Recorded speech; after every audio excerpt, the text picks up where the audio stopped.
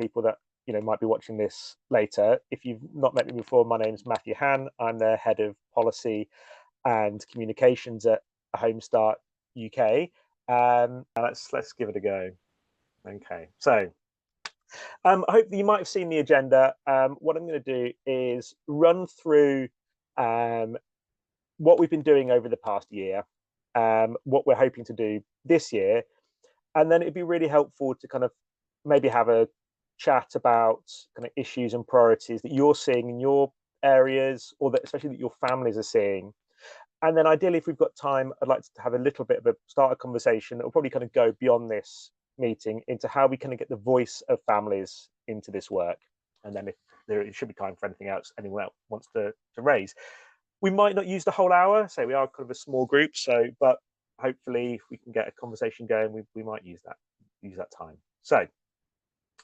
Um, so it's been 12 months since we kind of created the role of head of policy and communications. And I don't know if anyone can remember the work that we did, started several years ago around our strategic framework, but we talked a lot there around how we can create use to raise the voice of our work, to raise the profile of our work, and that policy and influencing was going to be a big part of that. And for the first kind of couple of years, we've done work around babies in lockdown and home is where we start from, the Becky Saunders pieces of work that she led, but we went for about 18 months or 2 years without anyone in that policy role. And then luckily last year we were able to put that back in place, and I kind of picked that work up.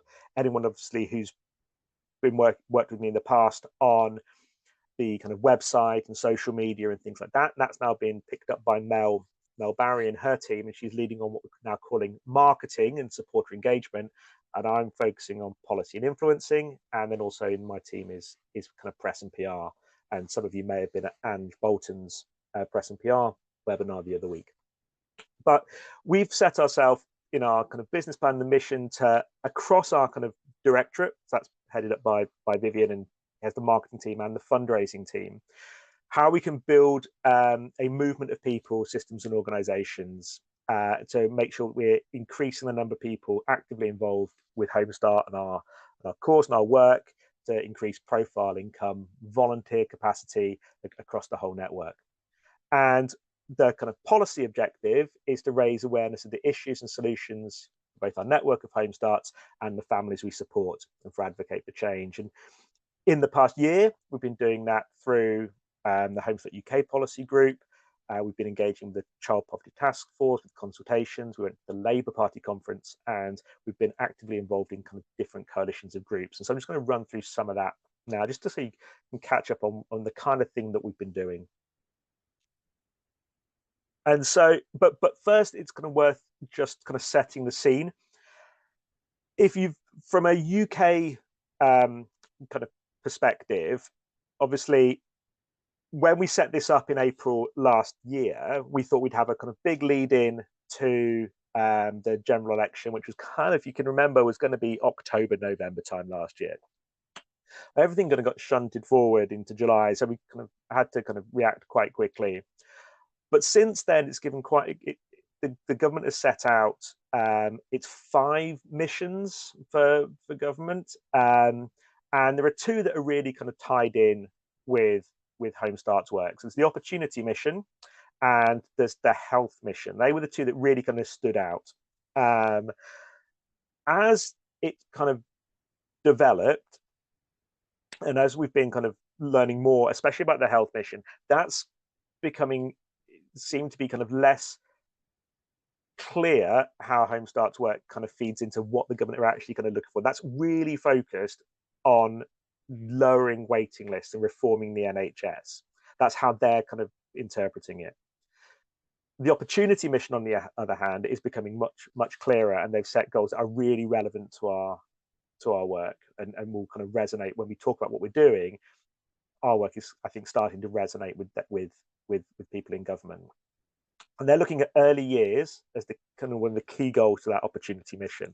And they've set themselves a target of 75% of children reaching a good level of in development in that foundation year. And I think that's up from about 61% anyway. That number's kind of trending up anyway. It went down a lot during kind of COVID, and it's kind of heading back up, but it's still got quite a long way to go. And it's not entirely obvious that that will be able to be reached, but still. But from everything that we've kind of heard, the funding for what and decisions that are made around funding at a UK level, especially, anyone watching from kind of Scotland, Cameron, this is obviously kind of less relevant to Scotland, but from England and Wales, the funding is really going to be focused on programs that lead with supporting that early years work, and so and then child outcomes. And so what we've got to make the case for is that supporting parents and kind of improving parental capacity, reducing those barriers, improves child outcomes. That it's no good focusing just on like a school readiness program and saying we've got to get kids ready for school if parents don't have kind of capacity to help support children to help improve that area. It's all the work that we're doing, and I think that that's kind of recognised. But it's just how we kind of make sure that we're kind of making that case for that work. And it's something that we're really focusing on. So we've been just running through some of the things that we've done this year. Obviously, one of the big pieces of work that the government is doing is the Child Poverty Task Force. I know some home starts have been involved in that and feeding evidence in. We attended an event in Glasgow in kind of November last year, which with Liz Kendall, which I think it was helpful, and it helped that Liz Kendall had visited her local home start here in Leicester the week before, and so recognised our name when she saw Sarah in the room and spoke to her. But from everything I can understand, heard, it was very much like being at a wedding, really big tables, everyone kind of making a point. But we engaged and we submitted evidence to that. Home Start Birmingham Northwest hosted an engagement event that was being organised by Save the Children, and we worked really closely with Save the Children to put on a great event there, and with the Minister Ali McGovern, who is the employment minister, and she heard kind of some really powerful stories from families and from parents about the work that Home Start's done, the kind of challenges they face, and how Home Start supported them, which I think was really helpful. And we submitted written evidence to the task force as well, again about the way that Home Start is supporting families, but about the need to support families and the kind of impact that poverty is having on families. And we've kind of we got evidence from people in the network to help support that, and also with all of this, the NDR has been incredibly helpful to us to be able to kind of put forward some numbers and some stats behind what we're saying. And then we're also working as part of the End Child Poverty Coalition. They're developing 8 tests for the strategy, so to help people kind of respond to say, well, is this actually going to make a difference? I think that as we have gone, the feeling around the child poverty task force is becoming slightly more skeptical that it's going to kind of have anything, can make any big difference. There are things, being kind of tested around maybe changing the child benefit, so the 2-child limit and benefit cap, so that maybe families with children under 5 aren't affected by those, but no one quite knows what to do. I mean, all the evidence has shown that the biggest difference will be made by removing the 2-child limit and the benefit cap, but it just feels slightly unlikely that will happen in full. But we'll be looking at those kind of tasks, those tests. I mean, in Scotland, I know Scotland have their own child poverty paper and strategy that I was just emailed yesterday through Cora, a funder there, to say can we feed back and in their engagement to say whether we think that will be effective and any ideas about things that should be in there. So we'll be kind of picking that up this week as well. In September, we attended the Labour Party conference. Myself and Peter went to the conference in Liverpool, which was really helpful. We attended fringe events, had a chance to talk to ministers and Secretary of State, it was really clear at that stage, this is probably kind of 3 or 4 months after the election, there was a real focus on early years and a real focus on preventative support. Like, there was so many kind of fringe events there about it. All the language was about the importance of early years, the importance of preventative support, which was I think is a really good sign. At no point did we have to make the case for why early years and why preventative work was important. That was kind of acknowledged, which is not always the case. So that, I think, has been really positive. I mean, obviously, it's how we translate that into actually kind of work that's funded and kind of capacity to deliver it. But at least, we didn't have to put it on the table. It really struck me at the time. So I used to work in international development. And if you'd gone to that conference having worked in international development, there was nothing for you. There were hardly any kind of fringe events, nothing really about kind of global poverty, about things like that. Whereas early years was really on the agenda and family support was on the agenda. So I think that is really positive for us. We've also worked with lots of groups and coalitions in the past year. Many of you will see we're part of the steering group for the First 1 Days Coalition. And thank you very much if anyone kind of voted for us to remain on that steering group. It was a relief being the person who was left standing for re-election after taking over from Alex, who took over from Becky. I was the one in the role when the election came up, so I was very pleased that I was able to get that over the line. I would have been embarrassed if I was the one who lost. But so thank you if you did support me. That's just getting started. We had our first meeting a couple of weeks ago. I'll kind of let people know we'll be deciding on what the priorities are for that group over the coming years, and I think that's quite exciting. I'm meeting with tomorrow from the Parent Infant Foundation, who kind of chairs that group, next week. So again, I get some more idea about the direction for that group over the next year. We're also on the steering group for the End Child Poverty Scotland group. We're a member of their Health Policy Influencing Group, which is run by the National Children's Bureau, and that's really around kind of hearing around how anyone involved in children's health can be involved in that group. It's a paid for group, but it's a really good way of kind of gathering intelligence on how the kind of policy around health. It's the official kind of reference group for the Department of Health and NHS England. So when they consult, they kind of come to that group, and so that's really helpful to be part of that. And obviously, we had a briefing the other day from the Department of Health around the 10-year plan for the NHS, and obviously that group is really lobbying hard to get children really kind of in that agenda for how they reorganise the NHS. We attend the cross-sector manifesto group. That's also organised by NCB, and that's again another good information sharing group. We can hear a lot about what's going on in policy, and also with the other organisations about their kind of priorities, and we can share that in with that group. And we attend the End Child Poverty group, and we're a member of Parenting Across Scotland. I'm sure there are lots of other groups in there that I've missed off, but they're the kind of main ones. We've submitted evidence to various kind of reviews and consultations. Nesta are doing something about early years. The Play Commission, you might have seen on At Home recently, have just released their interim report. We've submitted written evidence, and Peter gave oral evidence to that commission. So I've mentioned the Child Poverty Task Force. There's Scottish Government's health visitor strategy we kind of fed into through Parenting Across Scotland. Obviously, that now I've just mentioned the Scottish Government's child poverty strategy. So there's lots of things that we're able to kind of submit evidence into. And we've also been working kind of really closely with the Department for Education, who are working out how they're going to deliver on kind of improving that opportunity mission. And there is a lot of interest, I think, in the minute of our experience and learning from what's worked from what we've been doing. So what are our plans for 2025?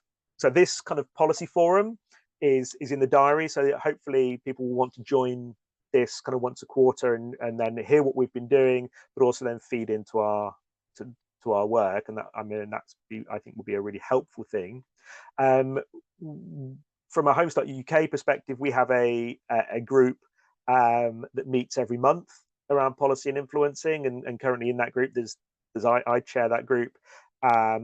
It's Peter Grigg, Sarah McMullen, who's the head director of Network Impact, and Vivian Waterfield, who's the deputy chief exec. Obviously, Peter will be dipping out of that now at the end of this month, but I expect the new chief exec when they start will join that group as well.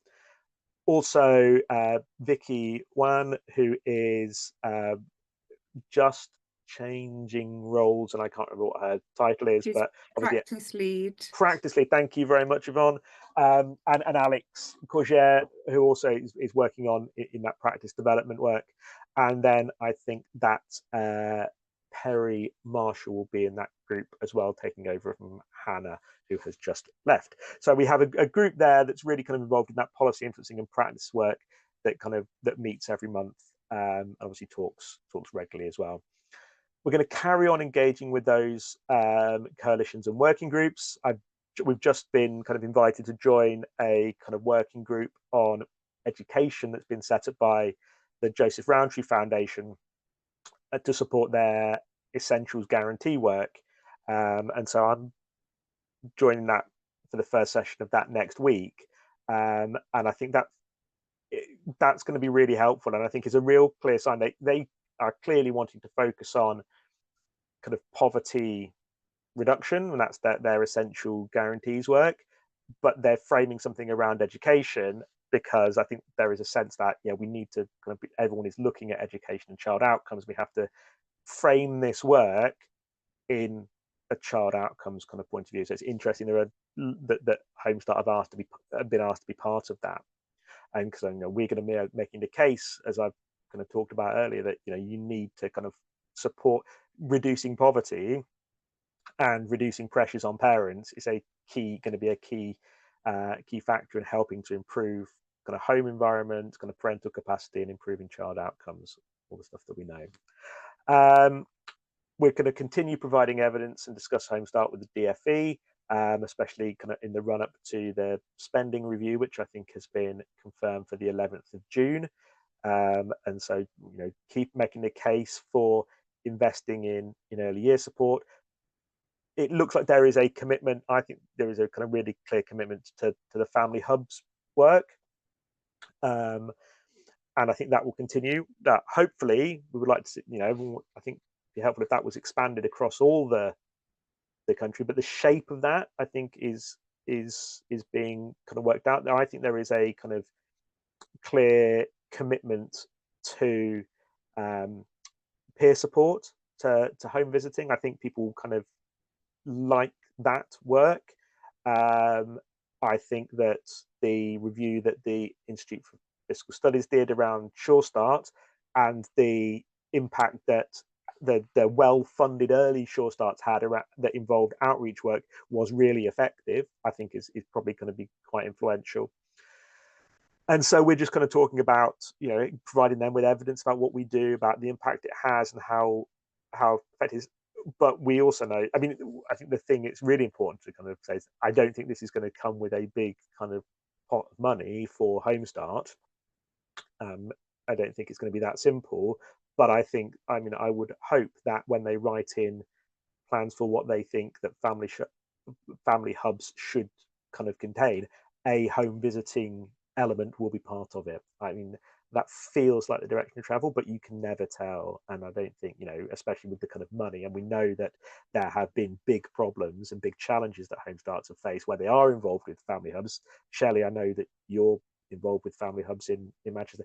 It is not straightforward, and the funding, especially the kind of funding future and the kind of cliff edge as we come to the end of March, has been a real problem for Home Starts. And one of the big things that I think everyone in the sector is talking about with government is that if the voluntary community sector has a huge amount to offer and should be a big partner in this, but they kind of short-term kind of cliff edge funding option is completely unsustainable, and so we need, there is a lot of kind of acknowledgement. I think there's a lot of acknowledgement with officials that that has not gone very well, but hopefully we will see whether that changes anything as we kind of go throughout this year. We'll attend Labour Party conference again. I'm not sure whether we will attend anything else this year. I mean, I'm looking at whether the option of attending the Labour and SNP conferences in Scotland, I think they'll be early next year, because obviously they're in the run up to an election in Scotland next year, and that might be a useful thing to do. These conferences are quite expensive and resource, and so we've got to. There are people who go to all of them, but I don't think we're at the stage where that is quite the best use of our resources yet. So we're going to kind of pick, but I think that those kind of, at least the Labour Party conference we will do, because I think that's a good way to influence, and quite possibly the Scotland and SNP ones before the election. We're looking at the possibility of kind of creating some kind of report and an event to kind of support that as kind of influencing work. And then the other thing is I really want to look at how we increase family voice as well. So that's a kind of recap of kind of what we've done last year, where we are, what we are, kind of our thoughts are for going into this year. But I just wanted to kind of now kind of open up to see whether anyone had anything they wanted to share about what they've just heard, or any issues or kind of priorities for you as a Home Start, the issues you're hearing for families that you support that you'd like us to kind of look at, and any ideas about, if you've got any thoughts about what should be the focus within the scope of what we're doing. If you're watching this on a catch up, whether if you wanted to, on the page where this is being hosted, if it's on kind of my blog, if you just want to put your thoughts in the comments, that would be great. Or you could drop me an email and afterwards, and I'll pick it up that way. But for those of us kind of in the room, did anyone have any thoughts? I know I've raced through things, but just feel free to chip in. Well, I don't know, but I can hear you anyway, Shelley. Yeah. So that was all really helpful, Matt. And I suppose one of my reflections is that I know a lot of that, and I can take responsibility that I made that may have been information that I could have got off the internet, possibly. But it's really, really helpful to have that overview. And I suppose what it left me thinking is that it's really important that this approach is two-way with the network. So, we've got a really diverse network, and there will be some schemes that are really mature and confident in terms of influencing locally and nationally, schemes that don't know where to begin. So I think there's something around how can those more mature, experienced schemes, but also Home Start UK, support the network in the widest sense, in terms of kind of really robustly communicating what the network and Home Start UK are already doing, and where best to invest time, where we can have the most influence. What kind of having a collective positioning, and I completely agree with the overarching positioning that we've come up with, but then how can the network kind of influence that more specifically? But that we can have a shared kind of positioning across the network, which I appreciate is really difficult, but I think we've got to have that, to have some strength and force in terms of and then kind of supporting schemes around how to influence, and whether, similar to what you guys have done in supporting schemes around income generation strategy, whether we can support schemes with an influencing strategy, and how to do that, and what platforms to use, and what skills you need, and who within the scheme should be leading on that, what different roles different people can have. Because for me, I think it's everybody's role in the family to trust it. And then I suppose the other way is making sure, which are the questions that you've got here, that we've got a mechanism for the network to feed in kind of the organisational impact and issues. So, you know, NI being one of just the one that's up there at the moment. But then the individual kind of family issues, which will again be really diverse across the network, but there'll be lots of kind of shared kind of and also just thinking about, you know, you talk about having to be really selective in terms of time and cost of attending different things, but we are a movement, a network, and maybe there's a role for some leaders within the network to support this movement through attendance at events. So I wonder whether there's almost like an influencing ambassadorial training, something that some leaders or chairs could, if there's appetite for that, take on. You know, certainly for me personally, it'd be a great development opportunity to be asked to go to a national event and speak on behalf of the network, and there might be appetite to allow him, you know, to support that. I'm really keen to just bring that UK network relationship together on this. That's really interesting, Shelley. I mean, Cameron, you've probably seen this email ahead of from Sarah ahead of the network. I think the Scotland leaders are having a managers meeting today in Stirling. One of the managers there over the past year had been kind of coordinating that group. And in Scotland, there hasn't, just as a kind of context, there had been a director of Scotland for kind of several years, and there isn't that post at the minute, and there is a kind of slight kind of gap, I think, in kind of engaging with Scottish government. Well, we're looking at, can we get some funding to try and put a kind of post in place, just a kind of part-time, like a day a week, I think, or a day a month, I can't remember the kind of mechanism, but that will then be able to attend kind of some of those working groups that I'm on, that some of those kind of events in Scottish Farm that I wouldn't be able to get to because, you know, it's difficult to get from Leicester to Edinburgh for an event, and kind of you might think, oh, that's not kind of the most effective. But if you're in Scotland, that it is kind of possible to do. And actually, also, you know, having done this for a while, I'm really aware that it's probably much more credible being on the kind of Child Poverty Scotland. Being in Scotland, it feels a bit odd being in Leicester and being on that group, and so that's something we're looking at for Scotland. If that model works quite well, it might be something we think, or can we help support people in England or in regions of England to kind of do that kind of role. Obviously, Jess is on the call from Homestart London. That's not a Homestart UK funded kind of post. It's a Homestart London independent, but doing a kind of similar kind of engagement role and lead within London, right? Jess, is that a fair kind of description, as well as kind of bringing the whole kind of coalition in London together, but also kind of doing that kind of influencing kind of work, right? Yeah, absolutely. Yeah, and it was great to hear Shelley's reflections. I completely agree. That all sounds brilliant. And just, you know, I think Matt, it could probably happen soon. I think there's expertise, resource, interest, appetite across the network. You certainly see it in London, and something in the collaborative work that we've been doing, it's exactly that. You've got leaders across local Homestarts. We've got 16 in London who are keen to take that role and, you know, engage on behalf of Homestart in London. And I'm sure you get, you know, the same kind of response if the opportunities were national. And something we talk about, and in London, we've got several sort of peer learning groups. We have one peer learning group for the chief execs. And you can imagine the top agenda is always fundraising and sustainability.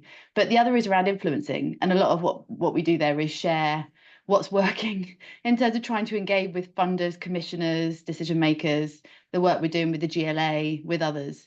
It's a top priority. So I'm sure if there's interest and appetite in London, I'm sure, it'd be reflected across London, across the UK. And one of the things I was going to ask, Matt, was your intel in the discussions that you've been part of, because my understanding is one of those 8 tests around any child poverty strategy being effective was that it does work regionally and locally to respond to specific needs, not just, you know, across the nations. And we're seeing in London, we're part of 4 in 10, which is a coalition of charities across London supporting children and families.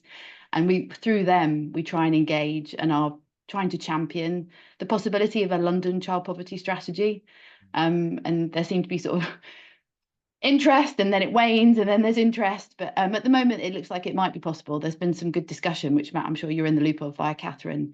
But it would be great to hear. I'd love to hear what your read on that is, and anybody else on the call, if you're seeing that sort of discussion, because that seems like a natural influencing point for all of us in London. And the other question I have, Matt, I'd love to hear a bit more about the report that you mentioned, and anything, we could be doing to feed in and support you with that. At the minute, like, that is very much kind of, this would be a kind of something we could look at doing. I've not got much further than that, to be honest. So it's a very much blank piece of paper at the minute. But any other thoughts of that? Obviously, I know that you're doing kind of your report this year. Whether it's something we kind of can build on something a similar kind of piece of work, and if there are kind of particular kind of focuses. I mean, one of the things that we're kind of quite interested in is obviously how, I mean, something around the importance of family support and the outcomes and the impact that Home Start has is kind of an interesting way of starting. But we're also really interested in how that kind of how charities and voluntary organizations can work with and deliver services, especially from a volunteer point of view, and the kind of what that needs to kind of happen, and how so there's some kind of learning for us, but also a kind of positioning piece around, actually, if you want to kind of deliver services and work with kind of voluntary organizations and voluntary communities, this is what needs to be in place, and as a kind of more kind of focused piece of work. That might not be the way to go, but I think it's definitely something that would be helpful as well. In terms of the regional and kind of working locally, I think that's something that we're really making the case for in all of this, is that the things that have worked have always been where they can be adapted for local and that's our kind of, we've got that as strength of part of our kind of structure and model, is we can be kind of help local authorities and local British create a solution, and we really understand kind of communities and neighborhoods and families in local areas and help deliver that service. I mean, there is a slight kind of, I always kind of, if something comes down incredibly kind of centrally around, especially around kind of family hubs, there isn't that flexibility that you've got to deliver this in this area if you want to be part of that. I went to a family hub conference last year, which was quite interesting. I think this is kind of run by the kind of called the Family Hub Network, and they've been going for ages, kind of about with this, the idea of family hubs, and suddenly they're in kind of their idea's been picked up, so they were kind of, I think, quite surprised by the whole thing. It was really interesting, but there were local authorities, lots of local authorities speaking, really, and kind of that's who it's really for. But they said there were local authorities there who were delivering family support and children's services through the Family Hub model without getting any local authority, any government funding. They loved the idea. They thought it was great from their point of view, because they kind of thought the model worked quite nicely, but they didn't have to do any reporting back to the Department for Education, because they weren't getting any kind of specific Family Hub funding. They were just channeling their children's services money through this model. It was quite interesting whether that will be kind of picked up. The other thing, the interesting thing that I've kind of found over the past year, and having been doing this for, being around Home Start for a long time, is it feels that everybody kind of knows Home Start that I speak to. For a long time, it felt like, people just didn't, you told them you work for Home Start and they didn't really know what Home Start was. I'm getting a sense of people go, oh yeah, no, I know what Home Start's doing in my area. Like, I'm really, it's doing great work. And I think that that's been a real kind of positive sign, I think. So I think it feels to me that there's a real kind of opportunity over the next kind of year or so to kind of really build on and allow, you know, an opportunity for us across the network to kind of to say, you know, to position ourselves and to kind of just grow our support kind of and make it more kind of sustainable. And at the same time, I'm really aware that at a local level, kind of funding is like probably more difficult than ever in a lot of places. You know, that's the big challenge is that you have some areas where, you know, there is lots of support for, you know, home starters, lots of support for early years, and that, but you know, we're also hearing kind of councils kind of stopping funding stuff, you know, stopping funding their home start work and their early years, and that's kind of a real challenge, even through things like, you know, do Family Hub. You know, there are lots of home starts that are getting work, and one of the big challenges that I have at the minute is that we don't have like a national picture of that, of who's doing what in, you know, I only know anecdotally about which home starts are involved in kind of Family Hub or in any kind of area of kind of national policies. How we kind of get that, and whether it's something we can pick up with the NDR or something like that, that would be kind of really helpful. Is there anything else, Jess, Cameron, Prue? Yeah, just quickly, Matt. I was going to say thank you for recognising the and taking part in some of the events that are going on in Scotland. And I'm sure you're aware that there is a commitment in the latest Scottish Government budget to remove the two-child benefit cap, at least in Scotland. And just picking up on what Shelley and Jess had to say about that regional representation, I was really pleased to see Sarah's email there, and I'm interested to find out how that shakes out, how some kind of delegation of that networking and policy influencing to a leader in Scotland will go. I'm sorry that I couldn't attend the event instead. As happy as I am to be here with you all, you know, I would have liked to have been with colleagues in Stirling, because one of the things we have found, and getting back to that idea of local impact and the specific issues in your area, because honestly, in Aberdeen, we have more in common with the schemes in Glasgow, Edinburgh, and Dundee than we do with our neighbours in Aberdeenshire, because the demographic of the families that we work with, and also the volunteers that they can attract, the geography and the difference between, you know, urban areas with SIMD, areas of multiple deprivation versus the challenges of rural working and the differences in those areas. So actually having that national network helps me find colleagues who are in more similar situations than those who are geographically our neighbours. So I'm really pleased to see continuing support for that. And I hope that it is something that can be implemented in other places. Certainly we've seen the benefit of it. And similar to what Jess described, that peer learning coming together across, I think there are what 20 odd home starts in Scotland, so almost as many in London alone as we have up here, and so very similar things are in effect, and I've benefited from it. I'm certain other home start managers have as well. So pleased to see the move in that direction, and I hope that that continues.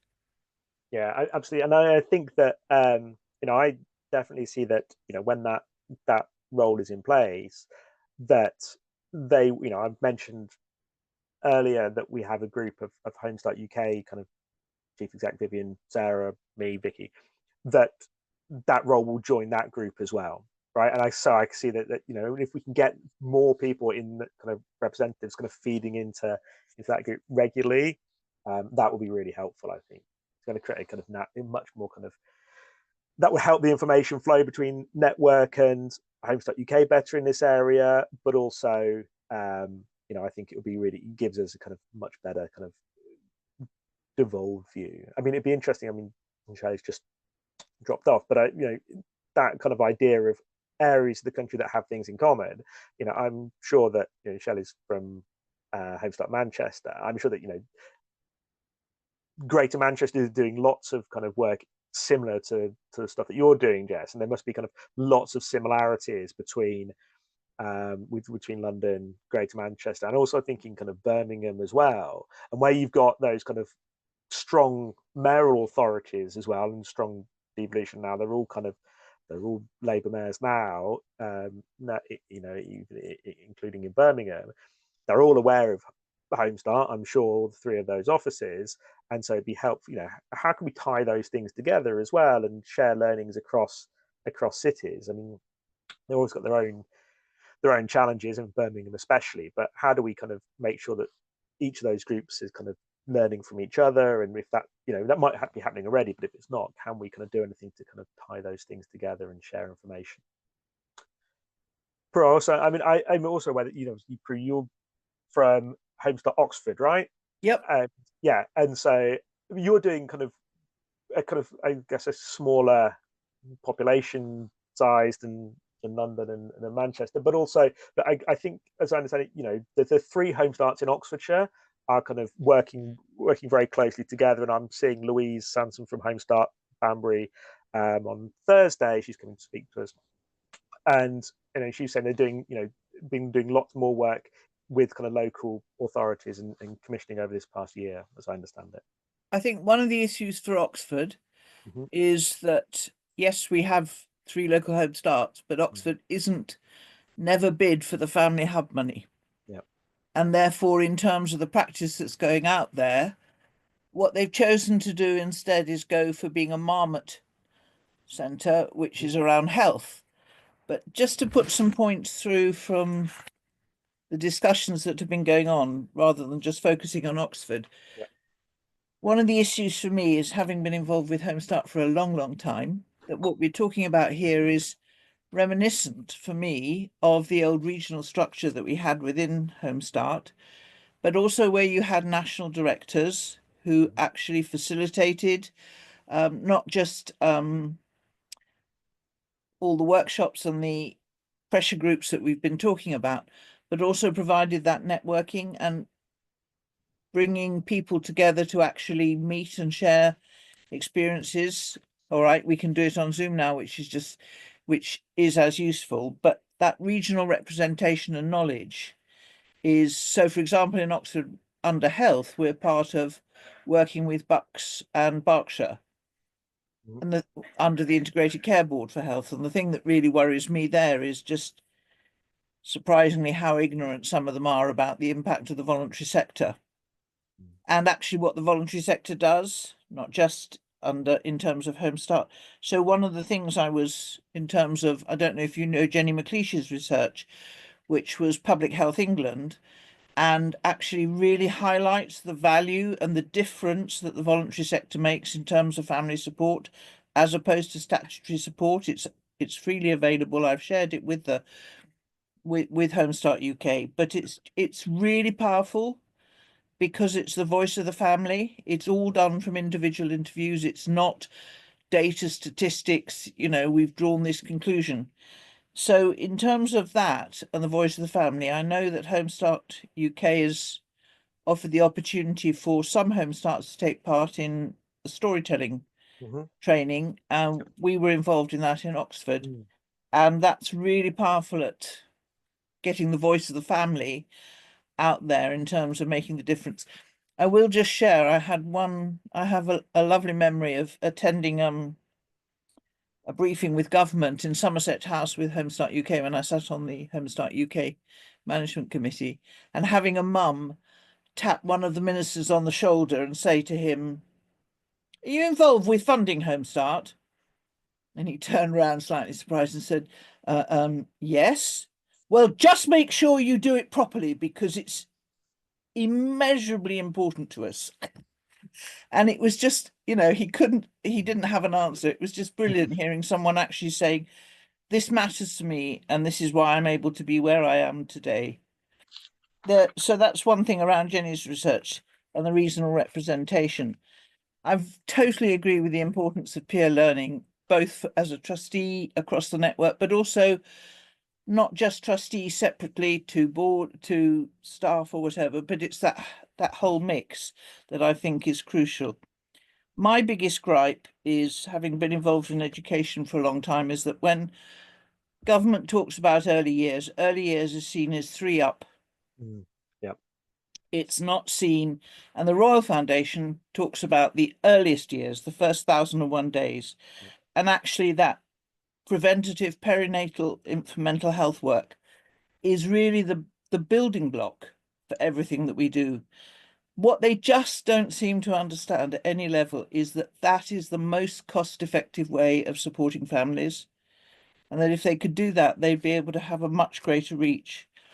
But the other issue that I have concerns about, not least within Oxford, but elsewhere, is the lack of joined up thinking across departments. So health is doing this, education is doing that, somebody else is doing that, but actually they're all really closely interlinked. And from the point of view of the family, they don't see, oh, well, that's a health issue, that's a this issue, that's a that. It's actually, this is my life, and this is the difference and the impact it's having on myself and our children. So that's a key aspect for us in terms of trying to move away from this silo thinking. And the only other thing I would say is that Oxford is currently working on its early years policy, but actually nowhere in the first document was the word play. And yet play is fundamental to all the important aspects of child regulation. I did contribute to the Home Starts presentation, but never heard anything back from it. So I shall look forward to seeing the written report. But actually, if we can get that right in terms of enabling parents to feel confident around developing play and early language, then actually we've addressed the issue around school readiness. And the other thing that, in terms of data, is our lack of understanding around the differences for different minority groups. In terms of, I know Health has a report out on how access to maternity care is discriminatory and has hugely negative outcomes. But actually then that leads on through. And then I'm working with Oxford on the speech and language pathways. And they were saying, oh, well, the numbers of children with speech and language has gone up in speech and language difficulties has gone up enormously. And my first question was, and how many of them are bi and multilingual families? We don't know. So you're working on data that actually hasn't any real foundation. So those are, if you like, little hiccups, but actually I don't think, it would be interesting to know from other areas whether those are similar issues or whether they are just particular to the area that I'm in. I don't know if that was helpful, but the only other thing I would say is that the Anna Freud Foundation does a huge amount of work with family hubs. Brilliant. And I think the Anna Freud Foundation are one of the other members of the steering group for the first 1001 days as well. So I'm sure I'll be working closely with them. Gwen and Lisa, welcome. I don't think I spotted you when you joined, so if I've not mentioned your name, thank you very much for joining. I couldn't see everyone when I was doing the presentation. No, apologies from me. I was very late joining. Sorry. That's all right. No, don't worry. As I said, there will be a recording of this if you did want to catch up with anything earlier. I don't know whether you've got anything you wanted to add from what you've heard. I mean, it's interesting you're joining from Warrington, Cheshire. And one of the things that that we've been doing over the past year that I didn't touch on, it's been led by kind of Vivian Waterfield, has been kind of conversations with the people who are running, I want to say Baby Zone. Is that right? Yes. So she's something sort of different to anything else, and kind of, but it's kind of looks like quite an exciting project. I've seen the kind of pictures of, you know, the Baby Zone that's where you are, and it just looks fantastic. And it feels like that's something that may well kind of grow. But that's kind of, as I understand it, kind of private money that's kind of setting that up, right? Yeah, the private-ish through the charitable arm. Yeah, that's what set it up, and they're doing it in conjunction with in Warrington and Cheshire, in Warrington, with the Youth Zone project, because they're all very much interlinked. And yes, we are getting large numbers of families attending. The jury's out. I'm being tactful in what I say, but the jury's out in the impact that it has for Home Start. Right. Okay. Yeah, I think we're coming to the end of 12 months doing it, so we're just in that review process, really, It'll be interesting to see how that's gone. For sure. Yeah. I mean, it's specifically what we're looking at is from a Home Start perspective, because at the moment we're overseeing the whole Baby Zone within Warrington.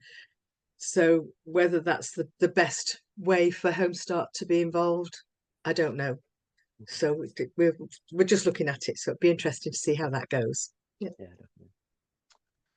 Cool. We're coming to the end of time here. I mean, I did want to. I mean, one of the things I did want to talk about is kind of how we get family voice. I don't. We might have some time for just some general thoughts, but we've been doing a lot of work with Save the Children in various different kind of forums over the past kind of year. And one of the things that I've been working on someone with was around the Child Poverty Task Force at the NED. And that same person that kind of is running that has been doing lots of work on how they get kind of family voice and kind of children and young people's voice and experiences into their work and through kind of family panels and stuff. And I'm really interested in kind of learning what we can from them and seeing if there's any appetite from within the network to kind of put, to help, whether either to kind of promote with parents or suggest anyone who wants to kind of be involved in any kind of family panels we have to kind of hear experiences and kind of to share, if we can kind of put a structure in place that makes that kind of useful for people and kind of like a good experience for kind of parents and a worthwhile kind of use of people's time. I mean, that's, I'd really like to kind of make sure that what we're focusing on is kind of grounded in the things that kind of that parents are experiencing, and that we're kind of the views that that we're sharing when we go to meetings, we can kind of pass those on and make sure that we're kind of expressing that. It's something I'd quite like to pick up this year, unless anyone has got any kind of strong reasons why we shouldn't. But it feels like a positive way for us to go rather than anything else. But we would obviously need a network's helping us to kind of find those people, or at least kind of making the opportunity available to people if they wanted to kind of put themselves forward and volunteer some time. It doesn't necessarily have to be families who are kind of in the middle of kind of crisis or but where where people think that they've got something that they're in the position where they can kind of contribute that and hopefully get something out of it as well. I think it's been a beneficial kind of experience for those people who've worked with Save the Children. Then I'd like to kind of pick that up. Prue, just to say that we've had families that have been supported addressing our AGMs and talking about the difference that Home Start's made. But the other point I was just wondering whether any of the Home Starts represented today have volunteer and family reps on their management committees, as on their trustee boards. It would be useful to know and see whether that would be a way of getting a wider representation of the voice. But the other thing I just wanted to share was that talking with some smaller Home Starts, that they have as powerful a voice as some of the bigger Home Starts. And it's actually, but they're equally under huge pressure because they are smaller in terms of capacity. And it's how do we get that voice through as well as the voice of the more developed, larger Home Starts, so that it isn't top heavy. Yeah, absolutely. I mean, one of the things that I've been looking at a lot this year, thanks to the NDR data, has been what does that, the NDR data is great in kind of showing what the network looks like, and like where, the kind of families we support, how many families, the kind of support we deliver, what the income splits are. But it's absolutely no good for saying what is a Home Start like, because the Home Starts are so different. And so we've been trying to kind of do some kind of, I guess, kind of persona work of working out kind of what does a different Home Start at different income levels look like? What are the challenges that they face that are different from us? How can they, how are they able to kind of contribute to the network? What capacity do they have to do that? And what support do they need at different levels? And what do people kind of have at different levels? And I'm really interested in how we kind of make sure that we get the voices of the kind of, I guess, the majority of Home Starts that are in that kind of medium size pot, where there's a lot of Home Starts there, but might not always have the kind of capacity to join meetings like this or the workshops or kind of contribute, whereas bigger home starts that might be able to have that, might be able to do that. I think that comes back to, so what I'm going to finish with, the point that I'm going to take away is probably my action, is the point that kind of Shelley started, because I think it kind of touched on that. How do we make sure that home starts can kind of feed in? This is a two-way dialogue. How can we make sure that we get people where there is expertise and kind of people doing this work already? How can we kind of bring that group together and develop that kind of collective voice? And how can we then support home starts who might not be able to be doing might not be doing this already, to either support them to do more, or to be doing some work where they can't, and we can capitalize it. That's where I think the kind of big area of work could be for us, and to kind of me to go away and think about how we do that. And it'd be good to kind of be able to come back to people who are already doing this. So Jess, I'm sure it'd be great for us to kind of pick up about how your experiences in London, but then how can we link people together as part of this group, and the work we're doing in Scotland. So that feels like a big kind of focus work for me over the next kind of 3 to 6 months. Does that sound kind of reasonable to people? Okay, great. Well, look, we are at 11 o'clock. Thank you so much for joining if you are in the room. The dates for the rest of this year are on At Home, right, Yvonne? So if you wanted to, please do kind of pop those into your diary. They are all on At Home. I think a few of you have already sort of ticked all of the boxes to have the link for all of the dates anyway. But the date is, well, the next one is the 9th of June, and then there's a 9th of September one as well. So we tried to kind of move them around the week. We shifted the dates around a little bit, didn't we? We know that there are some days that just never work for people, so we have moved them around for each quarter a little bit. And if you are watching this online, thanks very much for joining. Yeah, if you've got anything to add from any of the discussions, you use the comments underneath the article, or you can email me at mhan@home-start.org.uk. Thanks very much, everybody. Thanks.